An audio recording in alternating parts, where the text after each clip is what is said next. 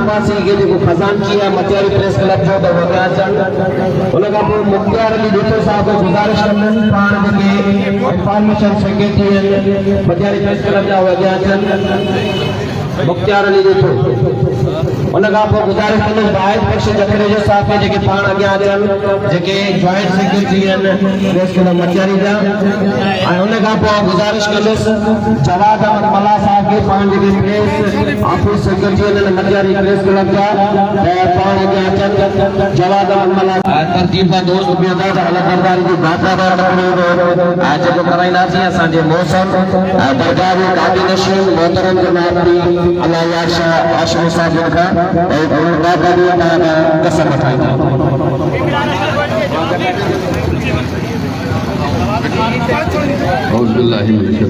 बिस्मिल्लाहिर्रहमानिर्रहीम आऊं मटियारी क्लब जे उहदेदारनि खे कसम खाइण जो खुद आहियां त ईमानदारी गैर जानकारी ज़िम्मेदारीअ सां पंहिंजे फ़र्ज़नि अंजाम ॾींदुसि ऐं सहाफ़ती उसूलनि ख़िलाफ़ क़दम सचाईअ ते अमल कंदुसि ऐं सहाफ़त बरादरी जे बहितरी ऐं मटियारी प्रेस क्लब जे वफ़ादारी आज़ाद सहाफ़त जे फ़रोग़ लाइ पंहिंजूं ख़िदमतूं पेश कंदुसि ऐं मटियारी प्रेस क्लब जे आइन क़ाइदनि ते अमल करण जो पाबंद हूंदुसि अल्लाह ताला इन मुंहिंजी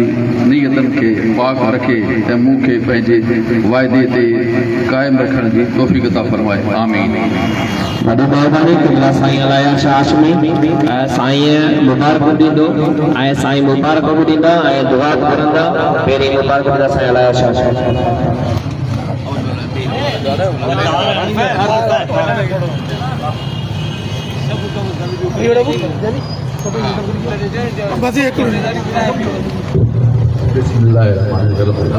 सभिनी मुबारकबाद जे ख़ुश ऐं आबाद बचन साहब आहिनि अॼु हिकिड़ी ॻाल्हि कई हुई त शाह लतीफ़ जी साईं जी नगरी आहे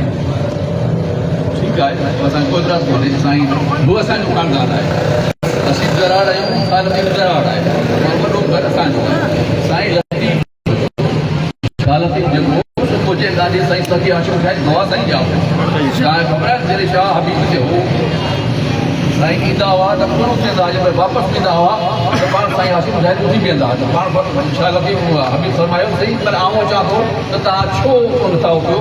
ऐं वञा थो त अची तुंहिंजे पेटनि पुठियां में जेको शइ आहे जंहिंजे करे आउं अचां दुआ सां जा हुआ साईं शाह लतीफ़ हीअ नगरी साईं हाशिम शाह जी आहे जिते बि तव्हां इहो पुछा कंदो त कंहिंजी नगरी आहे किथे साईं सखी हाशिम शाह ते हेतिरा ख़ुदा जा वली आहिनि अलाए एतिरा वली आहिनि जो आउं सम्झां थो ॿिए कंहिं शहर में कोन्हनि पर साईं नालो साईं हाशिम शाह जो आहे इन खां पोइ साईं हाशिम शाह जो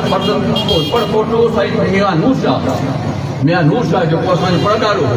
उन हिन मटियारी शहर ते क़ुर्बानी ॾिनी आहे मटियारी हुआ उहे तव्हांखे शायदि वॾे ख़बर हूंदी त रोज़ अचनि माण्हू मरी वेंदा हुआ उनजे बरक़ात नफ़ल करे पंहिंजी क़ुर्बानी ॾिनी आहे ऐं इहो चई सभिनी नशीन मोहतरम जनाब पीर अल्लाह शाह हाशिमी खे सिंध जी सकावत लुंगीअ जो तोहफ़ो पेश कंदो मोहतरम जनाब सदर प्रेस क्लब अता अब्दुल गफूर मला साहब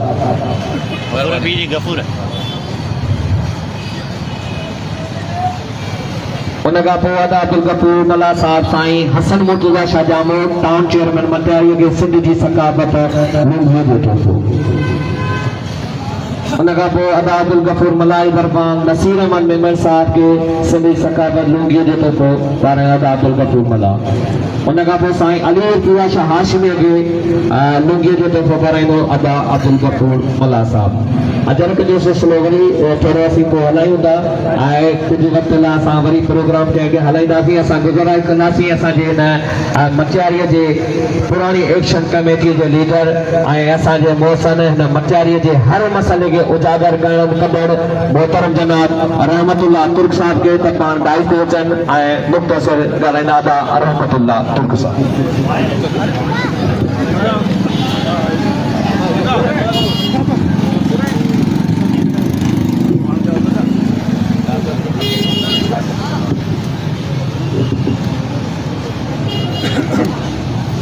मेहमान खास साईं अलाया शाह हाशमी नसीर मेमर साहब असांजा स्टेज ते वेठल टाउन कमेटी चेयरमैन नौजवान चेयरमैन साईं हसन मुर्तज़ा शाह ऐं ॿिया स्टेज ते वेठल दोस्तो GS सभ खां पहिरीं उन ज़माने में जॾहिं डिक्टेटरशिप हुई, ॻाल्हाइण ते पाबंदी हुई, नंढड़े पंफलेट हण ते विच सदा हुई, जनरल ज़िया जो दौर हुजे या सिविलियन हुकूमतुनि में जेको डिक्टेटरशिप हुजे, मुशर्रफ हुजे या सादिक हुजे, इहा शइ ख़तमु थी वेंदी। पोइ इहा शइ थींदी दादा अचो त सभु गॾिजी करे हिन मक़सद खे क़ाबू कयूं। तंहिं करे आउं सम्झां थो त असांजा जेके बि साफ़ मचारी में आहिनि, जेके बि दोस्त आहिनि, उहे सभु सही आहिनि, उन को बि ग़लति कोन्हे। उहे सभु पंहिंजे पंहिंजे राह ते पंहिंजी ॻाल्हि ते क़ाइमु रहनि था। पोइ जॾहिं कहीं पाण में थोरी थोरी ॻाल्हि तां इख़्तिलाफ़ करियो था, थोरी थोरी ॻाल्हि ते पंहिंजो पटको लाहियो था, त पोइ लाज़मी ॿिए खे मौक़ो मिले थो। ऐं ॿिए खे रुॻो मौक़ो कोन थो मिले, पर तव्हांजे ई ग्रुपनि में, तव्हांजे ई जेको सभु क्लबनि में, तव्हांजे ई पंहिंजे जेको सथ में को अहिड़ो बि गॾिजे थो जेको चाहे थो इन मच खे मचाइजे कीअं, इन ॿारंदड़ बाहि में घासलेट कीअं हारिजे, पीली कीअं ॿारिजे। तंहिं करे आउं जेतिरे क़दुरु आउं हलियो आहियां ॿिन्ही दोस्तनि सां, लास्ट टाइम छा थियो, हिन ॿिन्ही दोस्तनि जो कुझु ज़ाती रंजिशूं हुयूं। सची ॿुधायां तव्हांजो कलम न पुछंदो तो बीग कंदा, ऐं सची तो ॻाल्हि ॿुधायांव, इहा नौकरशाही, इहे ऑफिसर पर पुठ वञी खिलंदा आहिनि, तव्हांजे मटियारे तां मज़ाक़ूं कंदा आहिनि, मश्किलियूं कंदा आहिनि। दादा न कंहिं बि सूरत में ही वीचारा एॾा दरवेश दिलो आहे, ही पाण खे दरवेश सम्झंदा आहिनि। ही दरवेश दिलो आहे, हिनजो सहाफ़ी बि सस्तो, हिनजो सियासी कारकुन बि सस्तो, हिनजो समाजी कारकुन बि सस्तो, हिनजो MLA MP बि सस्तो, हिनजो अवामी नुमाइंदो बि सस्तो। थोरीअ में ख़ुशी आहिनि, असां जीअं चाहियूं तीअं कयूं। ऐं असीं ईंदासीं, असांखे न सिर्फ़ु जीअं में जायूं ॾींदा, पर ॿुधाईंदा साईं हीउ तव्हांजे ख़िलाफ़ु आहे, साईं इहो छा कंदो, ॿियो कुझु बि कोन्हे, साईं हिन लाइ हीअं करियो, सलाहूं पाण ॾींदा, अटकलूं पाण ॾींदा। इन करे आउं सचो रहियां को साफ़ ई न, पर मटियारी जे सभिनी माण्हुनि खे हीअ लतीफ़ जी नगरी आहे, हिते पंहिंजो ज़िलो एॾो वॾो मुरादी वारी ॻाल्हि कंहिंजे लाइ मूं पेश कई आहे। चए थो ॿिन्ही जे दिलि में ख़्वाहिश आहे, ॿिन्ही जे दिलि में बाहि पई ॿरे, अंदरि जले पियो त ही पाण में ठहनि, छो त धारिया इन ई कोन्हे। ही सभु साफ़ जेके दोस्त ॾिसो था न, हिक ॿिए ख़िलाफ़ केॾी महिल बंदूकूं फूकरे रखंदा आहिनि, अजीबो क़िस्म जा जेको अची वेंदा आहिनि फेसबुक ते, कमेंट हालात अथई न छॾींदो सां आहे, हालात अथई ॾिसी रहंदो सां आहे, कुझु बि कोन्हे। ही सभु पाण में दोस्त हिकु आहिनि, हिकु आहिनि ऐं अलाह तालो हिकु रहंदा। तंहिं करे आउं इहो चाहींदुसि त अचो त पाण में हिकु ॿिए जूं ग़लतियूं ख़तमु करणु शुरू कयूं। मूंखां केरु पुछे त अदा ॿुधाए त फलाणे माण्हू में ए या बी हिन सहाफ़ीअ में कहिड़ियूं किनियूं ॻाल्हियूं आहिनि त आउं हुनखे नज़रअंदाज़ करियां। मूंखां केरु पुछे हिन में कहिड़ियूं सुठियूं ॻाल्हियूं आहिनि त उहे पंहिंजा ख़ूबी बयानु करियां, ऐं उन्हनि सुठियुनि ॻाल्हियुनि खे अचो त गॾु करियूं। पोइ महिमाननि जी तरफ़ हलंदुसि मोहतरम जनाब फरहान नवाज़ शेख खे गुज़ारिश कंदुसि त पाण GN मुग़ल साहब खे सिंध जी सकाफ़त लुंगी पाराईंदो। फरहान नवाज़ शेख। उन खां पोइ अदा अयाज़ अली हाशमानी साहब खे गुज़ारिश कंदुसि त पाण असांजे कई आया महिमान मोहतरम जनाब अमजद मेमन साहब खे अजर जो तोहफ़ो पाराईंदो। अयाज़ हाशमानी।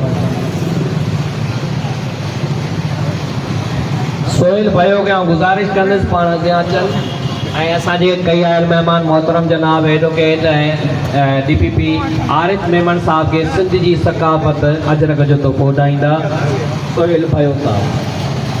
तमीर हुसैन लाखे खे गुज़ारिश कंदुसि त पाण अॻियां अचनि। असांजे हैदराबाद यूनियन ऑफ जर्नलिस्ट जे मोहतरम जनाब मरकज़ी नायब सदर नासिर हुसैन शेख साहब खे सिंध जी सकाफ़त अजरक जो तोहफ़ो पेश कंदा। वाहिद जान मरिया खे गुज़ारिश कंदुसि त पाण अॻियां अचे। असांजे हैदराबाद जर्नलिस्ट इरफान अराई साहब खे सिंध जी सकाफ़त अजरक जो तोहफ़ो ॾाईंदा।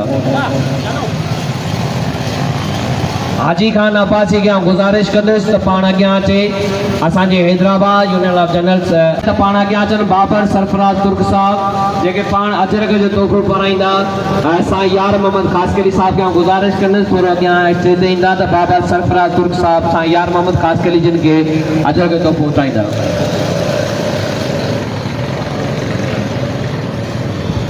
रफ़ीक खोसो साहब खे गुज़ारिश आहे मोहतरम जनाब बराए महिरबानी करे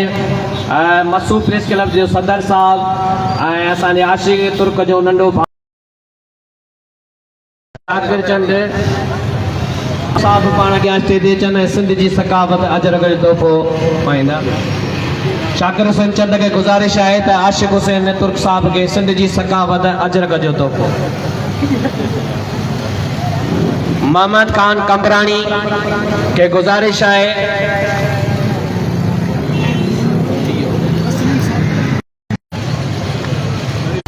इमरान सिंध जा मोती के अजरक जो तोहफ़ो पाराईंदा।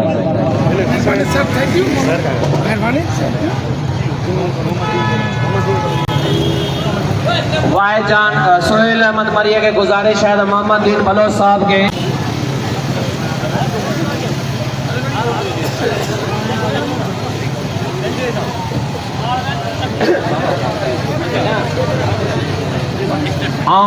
इन वक्त वरी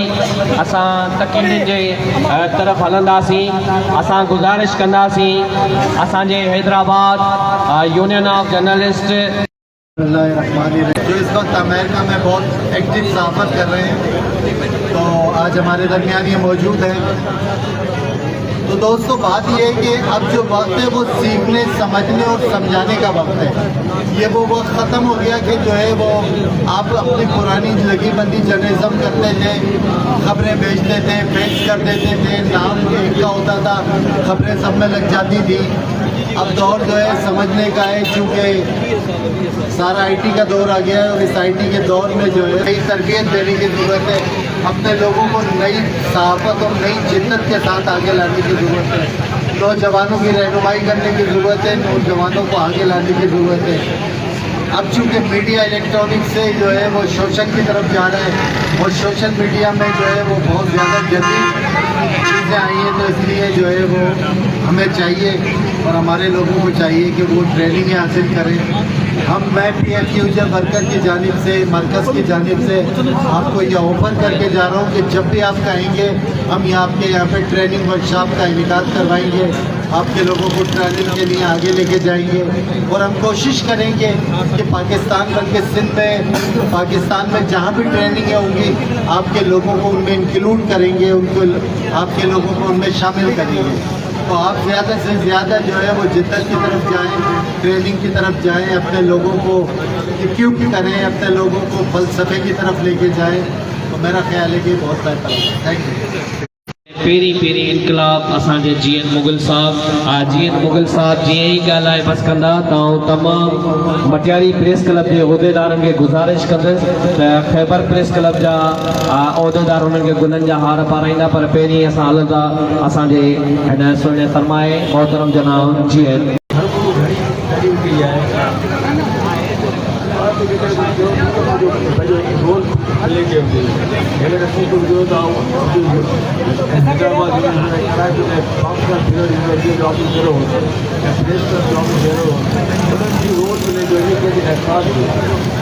जो किरदार है जो असां सभिनी खे करणु घुरिजे। ऐं आउं बिल्कुलु हिकु ॻाल्हि करणु चाहियां थो त पंहिंजो सहाफ़त आहे, सहाफ़त कुझु शहर पढ़ियो हो, वो आहे सहाफ़त जी सही माना। सहाफ़त माना ईमानदारी, सहाफ़त माना सच्चाई, सहाफ़त माना बहादुरी। जहिड़ा के टे मैन गुण आहिनि उहो जो सहाफ़त जो आहे उहो अलाए छा मुझी गुजारिश है रोल प्ले करूँ, जो किरदार अदा करूँ उनमें सच्चाई हुए, ईमानदारी हुए, महिरबानी माफ़ करो। पहिरीं आउं गुज़ारिश कंदुसि मटियारी प्रेस क्लब जे तमामु मेंबरनि खे त सभु स्टेज ते अचनि, जेके बि सदर जनरल सेक्रेटरी सभु स्टेज ते अचनि त हुनखे ख़ैबर प्रेस क्लब जा दोस्त आहिनि उहे गुलनि जा तोहफ़ा पेश कंदा। सभिनि खे गुज़ारिश आहे त स्टेज ते पिया दादुर गफूर मल्ला, सोहेल भयो साहब, हाजी खान आबासी, तैमी लाखो,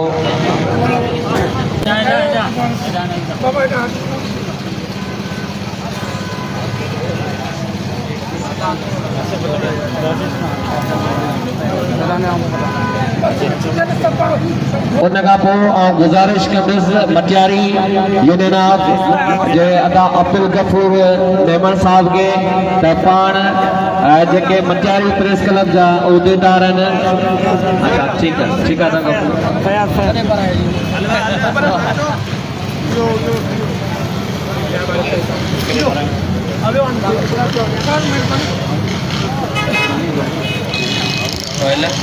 सोहेल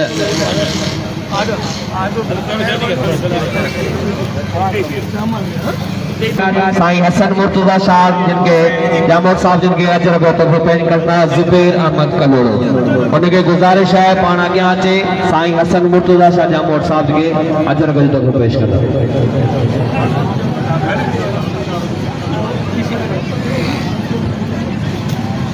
फयाज हुसैन हाशमानी अजर को तोहफो पेश करना साईं हसन मुर्तजा शाह जामोद साहब के अदा अब्दुल गफूर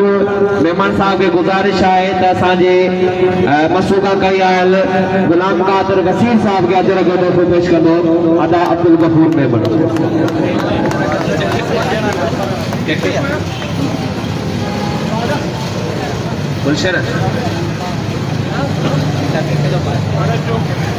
सीताराम बागड़ी के गुजारिश है तो पाण अॻियां अचनि ऐं असांजे नसीर मेमन साहब के सिंध जी सकावत अजर को तोहफो पेना सीता बागड़ी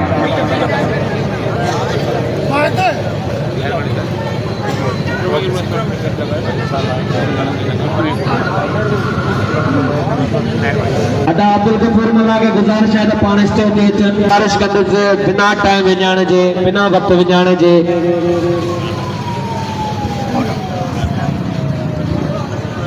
ताजपुर प्रेस क्लब के सदर अली नवाज के मोहम्मदीन बलोच साहब अजर को तोहफो पेश कंदो मोहम्मदीन बलोच साहब के गुजारिश है अॻियां अचनि ताज नजीबुल्लाह मरी के रिहान मरी अजर को तोहफो पेश कंदो नजीबुल्लाह मरी के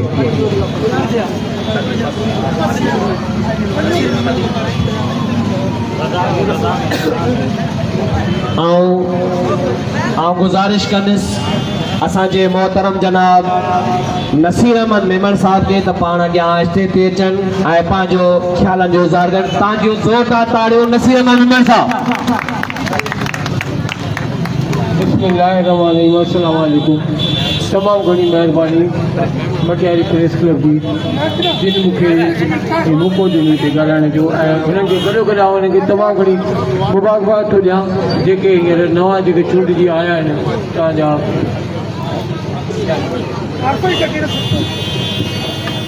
को टाइम ते पाबंदी कंदो ख़ुदा जे वास्ते ऐं इहो ई तव्हां अॻियां राय मसइले राह हूंदी जेके नवां जेके तव्हांजा साफ़ी आहिनि जेके नवां यंगस्टर जेके आहिनि उन्हनि खे बि इलाही रस्तो मिलंदो त हू पंहिंजे टाइम जी पाबंदी कंदा त वक़्तु ज़रूरी आहे ॿी ॻाल्हि हिकिड़ी मटियाली ज़िले में हींअर जेको टूल प्लाज़ा जो मसइलो त घणी मां ॿुधां थो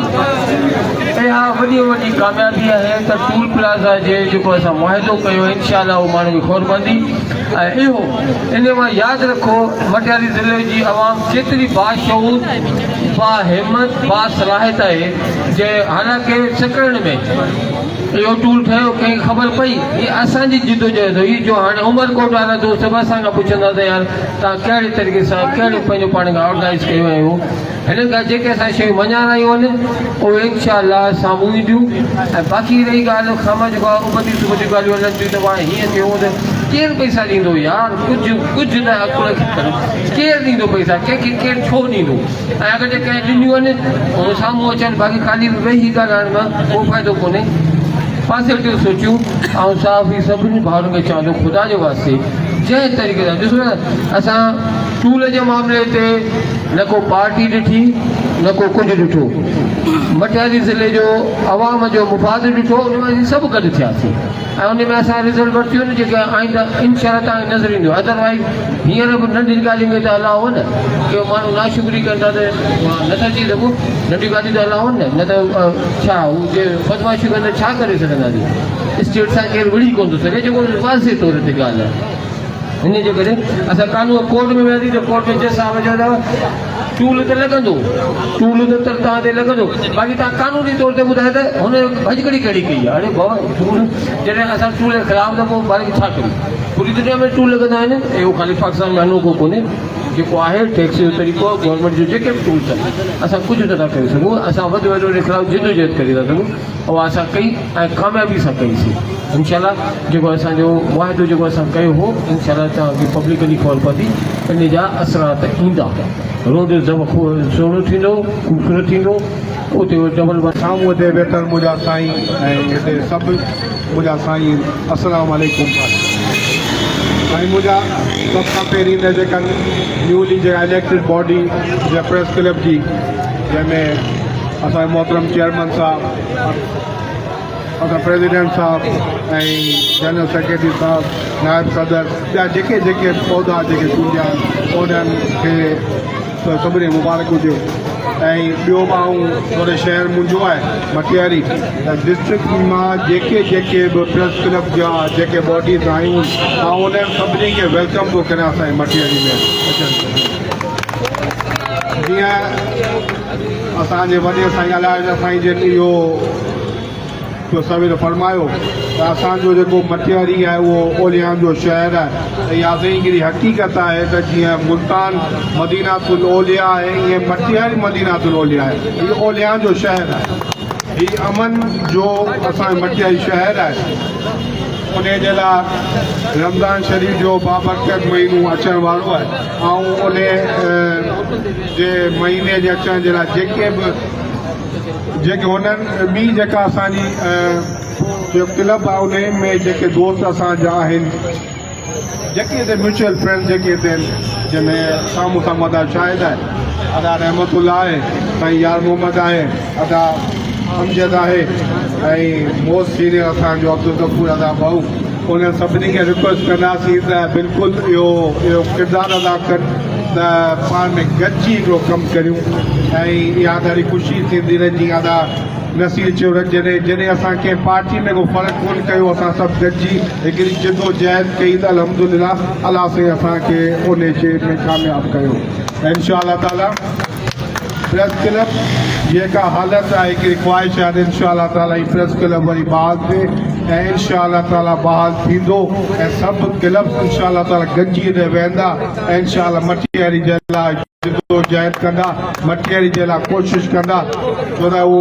अंग्रेज़ जो बि हिकिड़ो कोट आहे त unity charity begins from home त कंहिं बि सुठे कम जी शुरूआत असांखे पंहिंजे घर मां करणु घुरिजे इंशा अल्लाह ताला हिन प्रेस क्लब जी बहाली जे लाइ एज़ अ टाउन चेयरमैन मुंहिंजे मथां जेको बि साफ़ी बिरादरी जो हुकुम हूंदो त इंशा अल्लाह ताला पहिरीं मूंखां कमु ॾींदो उन खां पोइ असां हुकुम ॾींदासीं इंशा अल्लाह ताला ऐं बाक़ी रमज़ान शरीफ़ जो बाब बरकत महीनो आहे अचण वारो आहे उन जूं सभिनी खे एडवांस में मुबारकूं हुजनि ऐं असां नचे बि ऐं पंहिंजी चांहि वठंदसि पाकिस्तान ज़िंदाबाद।